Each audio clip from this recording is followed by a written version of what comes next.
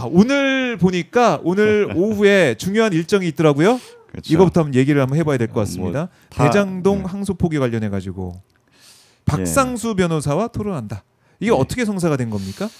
예, 그 일단은 한동훈 전 대표 쪽에서 지금 이 항소 포기와 관련해 갖고 연일 지금 그 공격을 하고 있잖아요. 네. 예, 그거 관련해서 근데 저도 뭔가 해가 원래 대장동 저는 전문가 아니잖아요. 근데 제가 판결문이랑 이런 기록을 좀 훑어보니까 네. 뭐 한동훈 전 대표 측 주장이 사실 말이 안 되는 게 너무 많더라고요.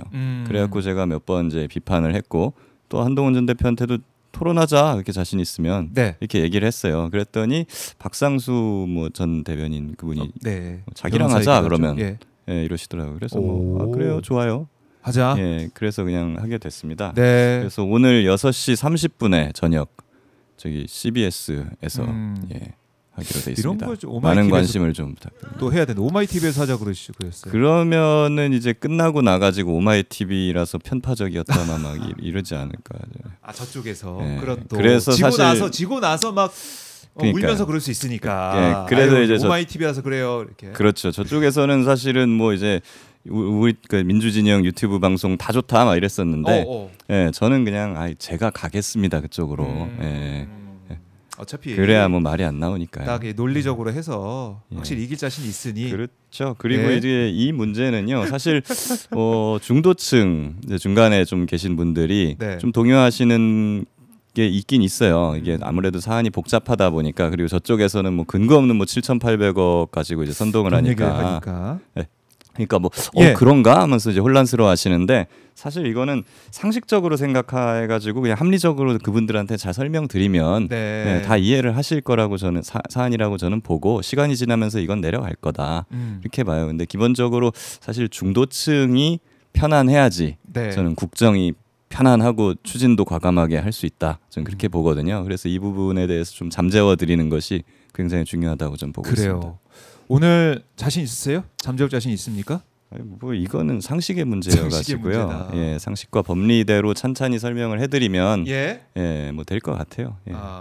그리고 이제 뭐 그쪽에서는 뭐 약간 조국 대표 얘기를 하면서 그래서 조국 지금 대표 후보죠. 대표 후보의 대리인이라고 지금 김기현 변호사 부르는 것 같은데. 그러니까 이게 사실은 이제 뭐 조국 대표가 이제 저랑 토론해라 뭐 이런 말씀하셨나 봐요.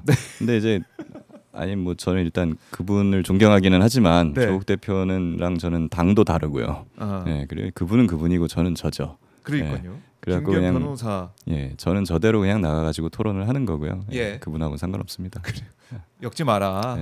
이렇게 정리해 뭐 보겠습니다. 전화 통화 한 번은 한 적 없어요 이거. 전화 통화 한 적도 없고 이거 관련해 가지고 좋습니다. 대장동 항소 포기.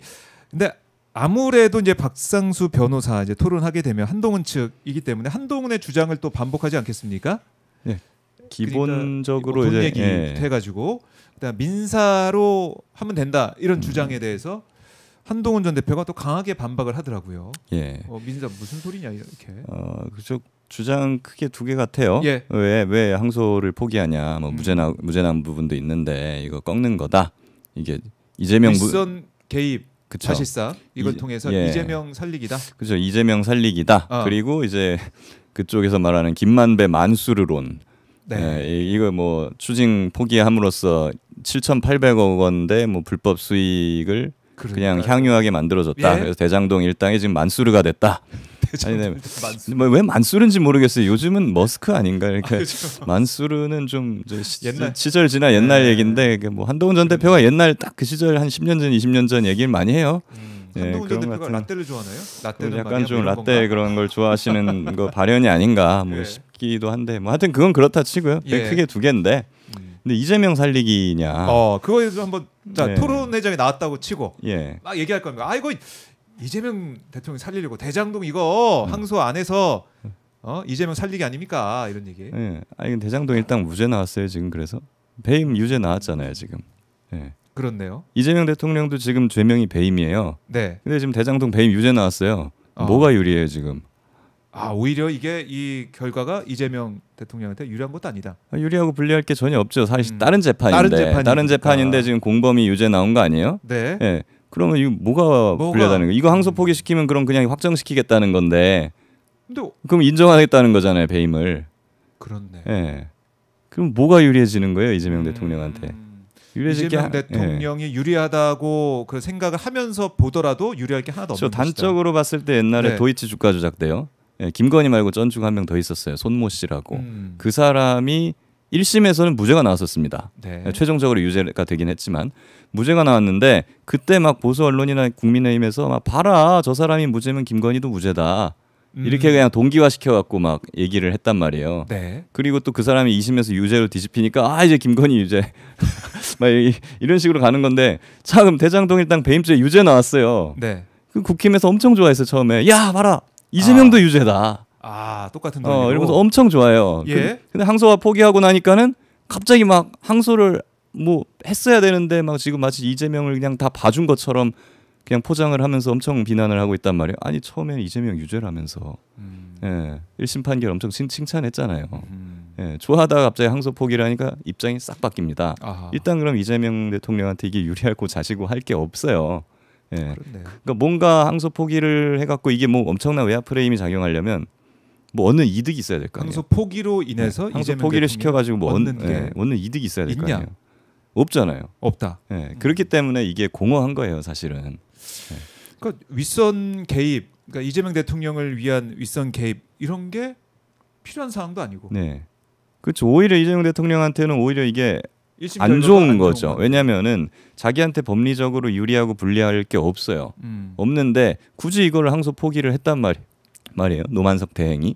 그래가지고 이 정치적 논쟁이 촉발이 됐잖아요. 네. 그러니까 불필요한 논쟁이 촉발된 겁니다. 시끄러워진 거고. 그럼 정치적으로는 뭐예요? 안 좋아진 거잖아요. 제가 이재명 대통령이었으면은 이걸 미리 알았다면 그럼 시끄럽게 만들지 말고 그냥 항소하라 그래. 이랬을 것 같아요.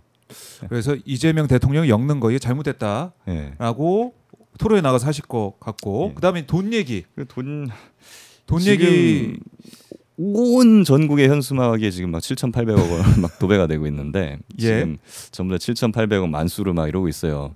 근데 한 전 대표 주장을 가만히 보면은요. 그 7,800억이 근거가 없어요. 왜 7,800억인지 얘기를 하지 않습니다. 7,800억. 네. 검사가 주장했던 그렇죠. 그 금액 아닙니까? 그렇죠. 검찰 주장 7,800억을 그냥 앵무새처럼 반복을 하는 건데 그러면 그게 어디서 나온 근거인지 그게 어떻게 구성이 되어 있는 건지 이런 거 이야기를 하질 않아요. 그렇네요. 한동훈 전 대표 직접 언급한 건 제가 못 본 것 같네요. 그러니까 그게 사실 굉장히 좀 부실한 근거거든요. 그래서 사실 1심 법원에서도 전혀 인정이 되지 않았어요. 네. 1심 법원에서는 그걸 전혀 다 배척을 하고 실제 뭐 대장동 일당이 취득한 이익은 한 1,120억 원 정도다. 1,120억. 그 재판부가 그렇죠. 판단 내린 거고. 요 정도로 이제 판단을 내렸어요. 근데 이거 보세요. 7,800억 다 깨진 주장이란 말이에요. 네. 그런데 뭐 아무 근거도 없이 그냥 7,800억 얘기를 하고 다닌다라고 하면은 이거는 국민 상대로 사기치는 거죠. 애초에 판결문을 읽어보면은 1,120억 원 정도까지는 제가 보기에는 나중에 민사소송이나 뭐 이런 걸로 한다 쳤을 때 인정될 만합니다. 네. 이대로 간다면요. 근데 7,800억 원 같은 경우에는 전혀 뭐 근거도 없고 아무것도 없는 주장이기 때문에 이건 애초에 민사소송이든 뭐든 해봤자 이거 인정될 가능성은 굉장히 희박해요. 그러니까 기존에 이제 상소를 한다 만다라고 결정을 했을 때 상급심에서 우리가 이길 수 있냐, 번복 가능성이 있냐 이런 걸 따져가지고 해야 되잖아요. 이길 가능성이 거의 없으면 하면 안 되는 거죠. 근데 기계적인 항소는 안 된다는 거예요. 그렇죠. 그래서 이제 포기를 한 것인데 이건 마치 7,800억 원을 얻을 수 있었는데 이거를 저쪽에서 다 뺏어가고 증발한 겁니다라고 지금 국민을 호도하고 있는 건데 이거는 굉장히 정치적으로 부적절한 발언이라고 저는 보고 성남 시민들이나 국민들한테 얻을 수 없는 이익이었는데 마치 얻을 수 있었던 이익인 것처럼 포장해서 하는 정치 선동에 불과하다 이거는. 그렇기 때문에 이건 굉장히 나쁜 겁니다. 해롭죠. 그래요. 그 얘기를 잘 풀어주셔야 될 것 같아요. 오늘 토론에 가셔가지고 왜 7,800억이 아닌지 정치적인 그런 공세인지 말씀하셔야 되고 그분들이 설명을 하셔야 될 것 같아요. 7,800억. 아니 자기들이 7,800억 주장하는 사람이 그게 왜 7,800억인지 설명을 해야죠. 근데 지금 어느 방송에서도 그거 물어보지 않고요. 그분들도 그거에 대해 설명을 하고 있지 않고 있어요. 안 물어봤어요? 다른 방송에서 한동훈 전 대표 나오고 안 물어봐요. 그냥 검찰에서 7,800억이라고 했다. 뭐 그 정도입니다. 그래요. 거기서 상세하게 들어가질 않아요. 오늘 한번 그거 파헤쳐야 될 것 같고 그리고 남욱 변호사 측이 이제 검찰이 몰수한 수백억 원의 재산 돌려주지 않으면 국가배상 청구하겠다 이렇게 한 것을 두고 장도영 대표가 오늘 조금 전에 용산 대통령실 앞에서 대장동 항소 포기 외화 진상규명을 위한 국정조사 촉구 기자회견을 했는데 대통령이란 뒷배, 용산이란 백이 없으면 가능하지 않은 일이다라고 얘기를 했습니다. 풀어주지 않으면 국가가 배상하라고 당당하게 협박하는 모습이 마치 두목을 믿고 회칼 들고 쇠파이프 들고 날뛰는 조폭을 보는 것 같다. 뭐 이런 무시무시한 말도 했네요. 이걸 어떻게 해석해야 됩니까? 7,800억이 항소 포기로 날아가 버렸고 대장동 일단 이게 뻔뻔하게 추징을 위해 보전한 재산을 풀어달라 이런 요구하고 있는 거 대통령 믿고 이러는 거다 이런 건데. 일단은 7,800억 원은 말씀드리지만 처음부터 없었습니다. 처음부터 없었다. 네, 처음부터 없었던 것이고 그거를 날린 거는 항소 포기가 아니고요. 1심 법원이에요. 1심 법원이고 네, 일단 법원부터가 인정을 안 하잖아요. 그거는 말도 안 되는 주장이라고 법원이 하면서 인정 안 한 그 금액이고 그리고 일단 그거는 이제 기존에 뭐 나중에 제가 길게 설명을 드리겠지만 토론회 하면 근데 뭐 그 부분에 대해서는 기존의 대법원 판례나 기존 법률에 비추어 보더라도 상급심에 갔을 때 번복될 여지가 없습니다. 네. 예. 근데 그분들은 법률가잖아요. 그렇죠. 법률가면 최소한 뭐 예단이나 편견을 배제하고 법리에 기초해서 판단을 해야 되는 건데 7,800억은 법리에 기초한 주장이 아니에요. 이건 그냥 정치적 선동밖에 없습니다.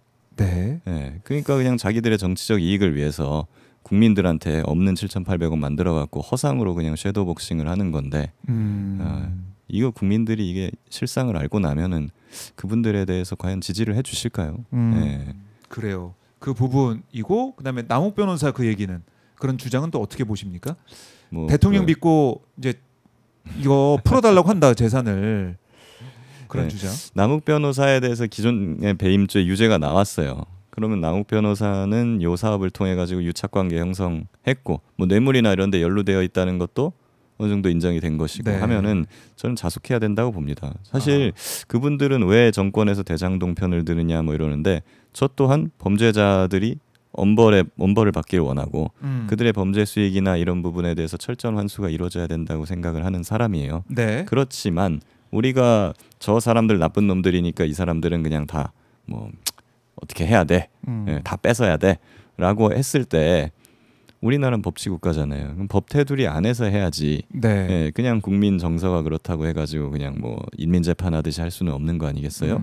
예, 그런 관점에서는 남욱 변호사에 대해서도 이게 추징이 잘 안 되는 그런 법리적인 이유가 있는 겁니다. 피해자가 있기 때문에 그런 거예요. 그러면 성남시나 이런 성남도시개발공사에서 민사소송을 해가지고 그걸 받아가야 될 문제인 거지. 그걸 형사재판에서 국가가 뺏어서 너 줄게 이렇게 하는 게 아닌 거거든요. 그걸 하고 싶으면 저도 뭐 어느 정도 그게 했으면 좋겠어요. 근데 그렇게 하려면 법을 바꿔야죠. 법을 바꾸고 법대로 해야 되는데. 그렇죠. 근데 한동훈 법무부 장관이었잖아요. 왜 법 안 바꿨어요? 그 당시 그때는 왜 가만히 있었어요 이런 거? 그래놓고 이제 와가지고서는 이런 일이 발생하니까 자기의 정치적 이익과 부합하니까 갑자기 들고 일어나가지고 마치 자기가 법무부 장관 아니었던 것처럼 이렇게 얘기를 하고 계신 겁니다. 그런데 그러니까 이게 뭐 이재명 대통령이 뒷배가 돼서 이렇게 추징이 안 되고 이런 거 아니잖아요. 말씀드렸잖아요. 이재명 대통령한테 유리하고 불리할 게 없다고 이거는. 자, 뭐 얻는 게 있어야 도와줄 거 아니겠어요. 오늘 토론이 좀 뜨거울 것 같네요. 아마 막무가내 주장이 저쪽에서 나올 것 같은데 제가 보니까 계속. 근데 뭐, 그걸 좀 잘 가려서 토론하셔야 될 것 같습니다. 기본적으로 뭐 자기 지지층을 선동하고 막 이렇게 해가지고 막 싸움 붙이고 하는 거야. 뭐 저도 그런 부분에서는 뭐 이제 좀 합니다만은. 근데 이번 토론회는요 CBS에서 하는 거는 기존에 막 저는 그렇게 생각을 해요. 지금 요 사안에 대해서 약간 혼란스러워하시는 사안을 잘 몰라가지고 갈팡질팡하시는 그 중도에 계신 분들 그분들한테 사안만 이런 겁니다라고 실상을 제대로 알려드리기만 하면 이건 게임 끝나는 거예요. 그래요. 기대를 해보겠습니다.